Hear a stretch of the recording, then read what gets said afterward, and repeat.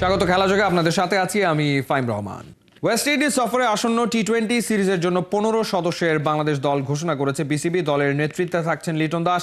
15 জনের দলে নতুন মুখ আছেন একজন, প্রথমবার জাতীয় দলের সুযোগ পেয়েছেন পেসার রিপন মণ্ডল। রহমান পেয়ারের রিপোর্ট। আগেই জানা গেছে টেস্ট ও ওয়ানডে সিরিজের পর ওয়েস্ট ইন্ডিজ সফরে টি-20 সিরিজেও থাকছেন না নিয়মিত অধিনায়ক নাজমুল হোসেন শান্ত। তার বদলে টি-20 সিরিজে লিটন কুমার দাস করবেন টাইগারদের অধিনায়কত্ব। লিটন ওয়েস্ট ইন্ডিজের বিপক্ষে প্রথম 2 ওডিআইয়ে হয়েছেন ব্যর্থ। প্রথম ম্যাচে 7 বলে 2 রান আর দ্বিতীয় ম্যাচে 19 বলে মাত্র 4 রান। টি-20 সিরিজে তার ওপর চাপটা থাকবে পাহাড় সমান। 15 জনের দলে নতুন মুখ আছেন একজন, প্রথমবার জাতীয় দলে সুযোগ পেয়েছেন পেসার রিপন। গত বছর এশিয়ান গেমসে টি-20 সংস্করণে 3টি ম্যাচ খেলেছিলেন তিনি। মূল জাতীয় দলেও এবার দেখাতে হবে কেরামতি। গত অক্টোবরে ভারত সফরে টাইগারদের সবশেষ টি-20 সিরিজের স্কোয়াড থেকে আনা হয়েছে মোট 6টি পরিবর্তন। চোটের কারণে নেই নাজমুল হোসেন শান্ত এবং তাওহিদ হৃদয়। আন্তর্জাতিক টি-20কে বিদায় জানিয়েছেন মাহমুদুল্লাহ রিয়াদ। টি-20 দল থেকে বাদ পড়েছেন শরীফুল ইসলাম ও রাকিবুল হাসান। এই সিরিজ থেকে ছুটি নিয়েছেন মোস্তাফিজুর রহমান। টি-20 দলে ফিরেছেন সৌম্য সরকার, আফিফ হোসেন, শামীম হোসেন পাটোয়ারি, নাসুম আহমেদ ও হাসান মাহমুদ। রহমান পেয়ার, 71। বিপিএলে এবার দাপট দেখাবে দেশি ক্রিকেটার। লোকালদের ফর্মে ফেরাতে এবং ছোট ফরম্যাটের জন্য চাঙ্গা করতে দারুণ কাজ করবে জাতীয় ক্রিকেট লিগের টি-20 আসর, এমনটাই মনে করছেন অংশ নেয়া 8 দলের অধিনায়কই। মঙ্গলবার সিলেটের জার্সি উন্মোচন অনুষ্ঠানে নিজেদের লক্ষ্যের কথা জানায় দলগুলো। বুধবার সিলেটের 2 মাঠে 2 ম্যাচে নামবে 8 দল। সিলেট থেকে সাইফুল রূপকের পাঠানো রিপোর্ট। থাকার কথা সেন্ট কিটসে, দৌড়াচ্ছেন সিলেটে। রানিং দেখে বেশ ফিট মনে হলেও এখনও ম্যাচ খেলার জন্য শতভাগ প্রস্তুত নন বাংলাদেশ কাপ্তান নাজমুল শান্ত। বুধবার থেকে শুরু হতে যাওয়া জাতীয় ক্রিকেট লিগের টি-20 টুর্নামেন্টে রাজশাহী বিভাগের স্কোয়াডে আছেন ইনজুরির কারণে ক্যারিবিয়ানে না যেতে পারা নাজমুল শান্ত আর মুশফিকুর রহিম। টুর্নামেন্টের প্রথম 2-1 ম্যাচে তাদের সার্ভিস পাচ্ছেন না রাজশাহীর তরুণ কাপ্তান প্রীতম কুমার। প্রেশারের কিছু নাই, বড় ভাইদের সাথে সবসময় কথা হয়, ওরা দলে থাকলে আর কি জিনিসগুলো ইজি হয়ে যায়, অনেক কিছু শেয়ার করে, তো ওরা অনেক এক্সপিরিয়েন্স প্লেয়ার, তো এইটা আমাদের জন্য অনেক হেল্প করে। ঢাকায় ভিন্ন ধাঁচে ট্রফি উন্মোচন, সিলেটের জার্সি প্রকাশের অনুষ্ঠানও বেশ রঙিন। বাংলার ক্রিকেটে নয়া টি-20 টুর্নামেন্ট, বলা যায় ক্রিকেটারদের অনেক দিনের দাবি পূরণ হলো। 120 জনের মতো প্লেয়ার এখানে একটা খুব ভালো এক্সপোজার পাবে, তো আমার মনে হয় যে সবাই এক্সাইটেড এটার জন্য। আর যেটা বললেন যে রেসপন্সিবিলিটির কথা, তো আমরা প্রত্যেকবারই যেটা হয় যে এনসিএল কিংবা বিসিএল খেলেই আমরা ডিরেক্ট বিপিএলে ঢুকি, যেখানে আমাদের প্রিপারেশন টাইমটা খুব কম থাকে। বাট এবার যেহেতু আমরা টি-20 ফরম্যাট থেকে সাথে সাথে বিপিএলে ঢুকবো, ইনশাল্লাহ আমাদের ওই প্রিপারেশনটা খুব ভালো থাকবে। 7 বিভাগের সঙ্গে ঢাকা মেট্রো দল, 8 ক্যাপ্টেনের চোখ ওই আকর্ষণীয় ট্রফিতে। আর দর্শকরা চায় 4 ছক্কা ধুমধারাক্কা ক্রিকেট। এনসিএলের যে 4 ডে খেলাগুলো হয়েছিল সিলেটের ভেন্যুতে খুব ভালো খেলা হয়েছে, ব্যাটসম্যানরা রান করেছে, তো উইকেট দেখো এখানে মনে হচ্ছে যে it will be a very good wicket to play on. বলাররাও হেল্প পাবে, ব্যাটসম্যানরাও যদি খেলতে পারে, তো আমার কাছে মনে হয় খুব কম্পিটিটিভ একটা ক্রিকেট ম্যাচ আমরা পাবো ইনশাল্লাহ। আমরা 4 ডেতেও চ্যাম্পিয়ন হয়েছি সিলেট ডিভিশন, তো আমরা খুব ভালো প্রিপারেশন নিচ্ছি। আমার কাছে মনে হয় যে টি-20তে আমরা ভালো কিছু করতে পারবো। কেউ বিপিএল এর জন্য প্রস্তুত হবে, কারো জাতীয় দলের দরজা খুলে দেবে। বিপিএল এ দল না পাওয়া ক্রিকেটার আবার এনসিএল মাতিয়ে ফ্র্যাঞ্চাইজি মালিকদের মন কাটবে। দেশ ছাড়িয়ে বিদেশেও এনসিএল এর খেলা লাইভ টেলিকাস্ট হবে। সুযোগটা হেলায় ফেলতে চান না নাইম শেখ। যে কোনো প্লেয়ারের জন্য কামব্যাক করার জন্য এরকম টি-20 টুর্নামেন্ট খুবই হেল্প করবে। আর ব্যাক টু ব্যাক হতে বলতে গেলে এই টুর্নামেন্ট দিয়ে আমি চাবো যে আমি বিপিএলে ভালো স্টার্ট করতে পারি। আর বিপিএলে থাকবে মেইন ফোকাস যে আমি এখানে যেন পারফর্ম করে আবার ন্যাশনাল টিমে কামব্যাক করতে পারি। এনসিএল টি-20 ট্রফিটা অনেকটা ইউএফএ চ্যাম্পিয়ন্স লিগের টুর্নামেন্টের যে ট্রফিটা সেটার মতো। সেই জায়গাটাতে রিয়াল মাদ্রিদের আধিপত্য। এনসিএল টি-20তে কে হবে রিয়াল মাদ্রিদ? অর্থাৎ প্রথম ট্রফিটা কে জিতবে, তারপর ধারাবাহিকতা কে রাখবে? ট্রফি নিয়ে তো কারাকারি হবে, তবে সবচেয়ে বড় ব্যাপার হবে লোকাল ক্রিকেটাররা কে কেমন করে। বিপিএল এর আগে পাশাপাশি ইন্টারন্যাশনাল টি-20তে বাংলাদেশের যে দুরবস্থা, এই টুর্নামেন্টগুলো নিয়মিত হলে এবং লোকাল ক্রিকেটাররা সামর্থ্য দেখাতে পারলে বাংলাদেশের জন্য আসলে অনেক বেশি লাভ হবে। সাইফুল রূপক, ৭১, সিলেট। অগাস্ট থেকে ডিসেম্বর নতুন বাংলাদেশে 4 মাসে ঘরে এলো 5টা শিরোপা। ইতিহাস তৈরি করে প্রথমবার অংশ নিয়ে গ্লোবাল সুপার লিগের শিরোপা জিতেছে রংপুর রাইডার্স। এই অর্জনে বাড়িয়েছে গোটা দলের আত্মবিশ্বাস। সোহান রাব্বি সাইফুদ্দিনের লক্ষ্য এবার বিপিএলে ভালো করা। অনুবাপী রিপোর্ট। চোখের পাতায় কাপন তুলে প্রথমবার অংশ নিয়ে গ্লোবাল সুপার লিগে জাঁকজমকে চমক লাগায় রংপুর রাইডার্স। মাঠের লড়াইয়ে উজ্জ্বল করেছে বাংলার মুখ। বিপিএলের এই দল সদা সবকিছু করতে থাকে প্রস্তুত। সোহান রাব্বি সাইফুদ্দিনদের মতো ক্রিকেট পালোয়ানদের হাতে থাকে ওদের ঝান্ডা। ওদের জার্সিতে খেলে বাঘা বাঘা সব নাম। এতেই মিটল পিয়াসা, এলো অরাধ্য সফলতার কাঙ্ক্ষিত শিরোপা। এরকম একটা টুর্নামেন্টে আমাদের ফার্স্ট টাইম যে আমরা ট্রফি জিততে পেরেছি কোনো টুর্নামেন্টের ফাইনাল খেলে। তো আমার কাছে মনে হয় যে অবশ্যই প্রতিটা প্লেয়ার অনেক বেশি প্রথম 2 ম্যাচ হারার পরে খুব বেশি সবাই ছিল যে কীভাবে আমরা এখান থেকে ভালো করতে পারি, এবং সবথেকে যে জিনিসটা আমার কাছে মনে হয় যে টিম হিসেবে ভালো করতে পেরেছি। এটা আসলে অনেক বড় অ্যাচিভমেন্ট, যদিও আসলে কখন আমরা ওইভাবে চিন্তা করিনি টুর্নামেন্ট যাত্রা শুরু থেকেই। তারপরে ইনশাল্লাহ আমরা চ্যাম্পিয়ন হয়েছি, আমরা সত্যি আনন্দিত। সময়ের সাম্পানের এখন বড্ড তারা। ক্রিকেট শিডিউল যে আজকাল বড্ড ব্যস্ত, ক্রিকেটারদের কাঁধেও তাই চাপ থাকে মস্ত। অনেকে সময় মতো যোগ দিতে পারেন না, যোগ দিলেও গোটা টুর্নামেন্ট শেষ করতে পারেন না। গ্লোবাল সুপার লিগে রংপুর রাইডার্স বাংলাদেশকেই তো প্রতিনিধিত্ব করছে।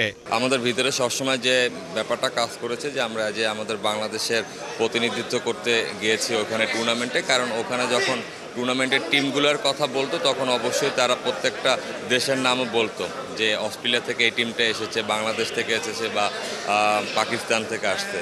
তো অবশ্যই আমাদের ভিতরে দেশের কথাটা সবার আগেই আমাদের মনে পড়তো। End of the day team অপারেশনের ম্যানেজার শারিয়ান নাফিজ এবং ফারুক আহমেদ আমাদেরকে অনেক সাহায্য করে ফাইনালি আমাদেরকে খেলতে দিয়েছে। ওদের জন্য বোনাস এখন পর্যন্ত ডিক্লেয়ার করা হয়েছে, প্লেয়াররা খুব শীঘ্রই বোনাস পেয়ে যাবে। বাংলাদেশের কোনো দলের এটাই প্রথম কোনো বৈশ্বিক শিরোপা জেতা। বেড়েছে গোটা দলের আত্মবিশ্বাস। এবার রংপুর রাইডার্স বিপিএল ক্রিকেটেও ফিরে পেতে চাইবে শিরোপার স্বাদ। অর্ণব বাপি, ৭১। মাত্র 13 বছর বয়সে সারা দুনিয়া কাঁপিয়ে দেয়া বৈভব সূর্যবংশীর আসল বয়স নিয়ে কানা ঘুষা চলছে। এবারে প্রশ্ন তুলেছেন পাকিস্তানের সাবেক পেসার জুনায়েদ খান। বৈভবের বাবা এই ইস্যুতে আত্মপক্ষ সমর্থন করলেও সমালোচনা থামছে না। তবে কি আরও একবার সঠিক বয়সের প্রমাণ দিতে হবে এই ইয়াং সেন্সেশনকে? খালিদ জামিল জানাচ্ছেন বিস্তারিত। ঘটনা গেল বছরে হিন্দি পত্রিকা বিএনএন নিউজকে দেয়া এক সাক্ষাৎকারে বৈভব সূর্যবংশী বলছিলেন 2023 সালের সেপ্টেম্বরে তার বয়স হবে 14 বছর। কিন্তু তার বছর খানেক বাদে যখন আইপিএল এর অকশন থেকে তাকে 1,10,00,000 রুপিতে রাজস্থান রয়্যালস কিনে নিল, তখন জানা গেল ওর বয়স 13 বছর। তার মানে 1 বছরের ব্যবধানে বয়স বাড়ার বদলে কমে গেছে। এ কেমন বিচার? আইপিএল অকশনের পরেও বৈভবের এজ কন্ট্রোভার্সি নিয়ে আলোচনা থামেনি। অনূর্ধ্ব-19 এশিয়া কাপের সেমিফাইনালে শ্রীলঙ্কার বিপক্ষে তার ব্যাটিংয়ের একটি ভিডিও সামাজিক যোগাযোগ মাধ্যমে শেয়ার করে পাকিস্তানের সাবেক পেসার জুনায়েদ খান মন্তব্য করেছেন, মাত্র 13 বছর বয়সী একজন ক্রিকেটারের পক্ষে কি এত বড় বড় ছক্কা মারা সম্ভব? সেমিফাইনালের ওই লড়াইয়ে বৈভব 36 বলে 67 রান করেন, মারেন 5টা করে বাউন্ডারি আর ওভার বাউন্ডারি। সেই সুবাদে হয়েছেন ম্যাচ সেরাও। কেবল ওই একটা ম্যাচই নয়, ভারতের হয়ে এই টুর্নামেন্টে আয়ুষ মাত্রের সাথে যৌথভাবে তুলেছেন সর্বোচ্চ রান। 5 ম্যাচে করেছেন 176, আছে 250। এর মধ্যে সর্বোচ্চ 76 রানে অপরাজিত থাকেন আরব আমিরাতের বিপক্ষে। একজন 13 বছর বয়সী বাচ্চা ছেলের পক্ষে এটা অসম্ভবের কাছাকাছি বলেই মনে করছেন জুনায়েদ খান। বয়স বিতর্কে বৈভবের বাবা সঞ্জীব সূর্যবংশী অবশ্য কথা বলেছেন বেশ কদিন আগেই। পিটিআইকে দেয়া এক সাক্ষাৎকারে তিনি জানিয়েছিলেন 8.5 বছর বয়সেই বিসিসিআই এর অধীনে তার বোন টেস্ট হয়, দরকার হলে আবারও ছেলের বয়সের প্রমাণ দিতে রাজি আছেন। বৈভবের বয়স ইস্যুতে সামনে আসছে আরও একটা বিষয়। 2020 সাল থেকে আইসিসি তাদের নতুন পলিসি কার্যকর শুরু করে, যেখানে বলা হয় বৈশ্বিক আসরের অংশ হতে কোনো একজন ক্রিকেটারের বয়স হতে হবে অন্তত 15। তাহলে বৈভব আইপিএলে কিভাবে খেলবেন? এর উত্তরও আছে। বিশেষ কারো ক্ষেত্রে সংশ্লিষ্ট বোর্ডের অনুরোধে এ ব্যাপারে ছাড় দেয়া যেতে পারে। আর IPL এর আওতায় পড়ে না, কারণ কাঠামোগত দিক থেকে সেটা ভারতের ঘরোয়া আসর। তবে বয়স যেটাই হোক, প্রতিভার কদর তো করতে হবেই। কদিন বাদেই লিস্ট এ ক্রিকেটে অভিষেক হচ্ছে তার। এরপরেই IPL এর মহারণ। এশিয়া কাপের ফাইনালে বাংলাদেশের বিপক্ষে ফ্লপ বৈভব সূর্যবংশী দুনিয়ার সবচাইতে হাই ইন্টেন্সিটির টুর্নামেন্টে কেমন করেন, সেটাই দেখার অপেক্ষা। খালিদ জামিল, ৭১। 12টি প্রধান এজেন্ডা বাস্তবায়নের লক্ষ্যে বুধবার বসছে বাফুফের দ্বিতীয় বোর্ড মিটিং, যার মধ্যে বাফুফের বিভিন্ন স্ট্যান্ডিং কমিটি গঠন, রেফারিদের পারিশ্রমিক বৃদ্ধি ও কোচ হাভিয়ার কাবরেরার থাকা না থাকা অন্যতম। কাজী সালাউদ্দিনের 16 বছরের শাসনামলে যা হয়নি তার অনেক কিছুই ঘটতে যাচ্ছে সামনে, যার মধ্যে অন্যতম ফুটবলের বিকেন্দ্রীকরণে ঢাকার বাইরে বোর্ড মিটিং। বিস্তারিত মেহেদী নাইমের রিপোর্টে।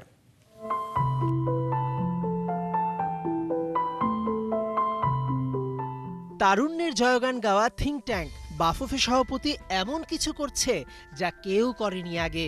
বুধবার নতুন কমিটির দ্বিতীয় কার্যনির্বাহী সভা বাফুফে ভবনে বসলেও তৃতীয়টি বসতে পারে সহসভাপতি ফাহাদ করিমের এলাকা বন্দরনগরী চট্টগ্রামে। চতুর্থটি বসতে পারে আরেক সহসভাপতি নাসের শাহরিয়ার জাহিদির ফুটবল একাডেমির শহর যশোরে। ঢাকার বাইরে সারা দেশে ফুটবলের বিকেন্দ্রীকরণে এটা দিয়েই যে হবে নবদিনের সূচনা, যে আইডিয়া কাজী সালাউদ্দিনের মাথায় 16 বছরেও আসেনি। ক্রিকেট বোর্ডের সাবেক প্রেসিডেন্ট সাবের হোসেন চৌধুরী অতীতে ক্রিকেট বিকেন্দ্রীকরণে কক্সবাজারে এমন বোর্ড মিটিং করার নজির গড়েছিল। ফলাফল, ফুটবলকে ছাপিয়ে তরতর করে ক্রিকেটের এগিয়ে যাওয়াটা তো সবারই জানা।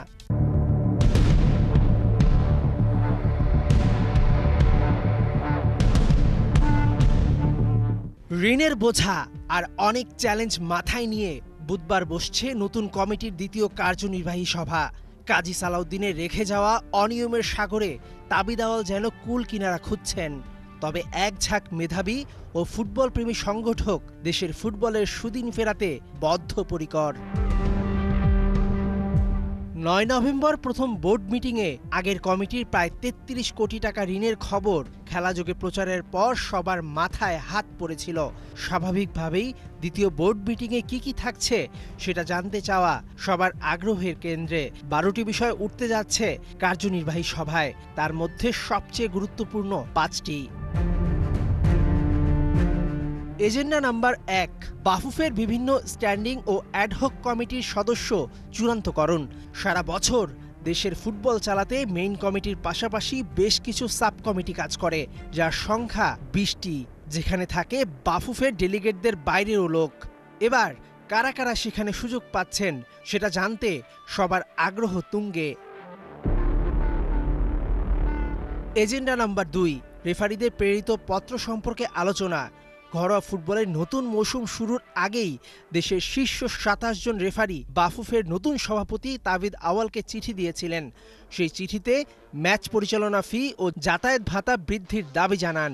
18 নভেম্বর সভাপতিকে দেওয়া সেই চিঠি বাফুফের নতুন কমিটির দ্বিতীয় বোর্ড সভায় উঠছে। এজেন্ডা নম্বর 3, বাফুফের HR পলিসি নিয়ে আলোচনা। জাতীয় দলের হেড কোচ হাভিয়ার কাবরেরা ও বাফুফের সাধারণ সম্পাদক ইমরান হোসেন তুষারের সঙ্গে চুক্তির মেয়াদ শেষ হচ্ছে ডিসেম্বরে।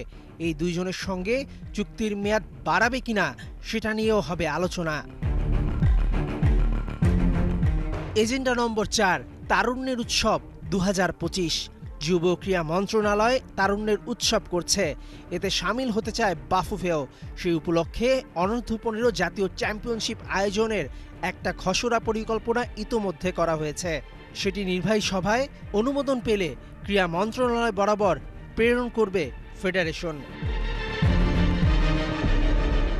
এজেন্ডা নম্বর 5, পেশাদার ফুটবল লীগ ম্যানেজমেন্ট কমিটি নিয়ে আলোচনা। দেশের শীর্ষ লীগ ভালো না হলে কখনোই ফুটবলে উন্নতি সম্ভব নয়। তাবিদ আওয়ালের নেতৃত্বাধীন কমিটি তাই সর্বাধিক প্রায়োরিটি দিচ্ছে দেশের ঘরোয়া ফুটবলকে। এছাড়াও ফুটবল ক্যালেন্ডার, খসড়া বাজেট, প্রকিউরমেন্ট পলিসি সহ 7টি বিষয় উঠছে বোর্ড মিটিংয়ে। দেশের ফুটবলকে এগিয়ে নিতে প্রতিটা জায়গায় ধীরে ধীরে উন্নতি চায় বর্তমান কমিটি। বুধবার বিকেল ৩টা থেকে সন্ধ্যা ৬টা পর্যন্ত ৩ ঘণ্টা ব্যাপী চলবে মিটিং, যেখানে সাব জয়ী নারী ফুটবলারদের বেতন স্কেল ও চুক্তি নবায়নের বিষয়টি নিয়ে চূড়ান্ত সিদ্ধান্ত উপেক্ষিতই থাকছে। মেহেদী নাইম, ৭১। চলছে খেলাযোগ সরাসরি সংবাদ অনুষ্ঠান দেখতে চোখ রাখুন ৭১-এর ফেসবুক পেজে এবং সাবস্ক্রাইব করুন ৭১-এর ইউটিউব চ্যানেলে। ৭১-এর সাথে থাকুন।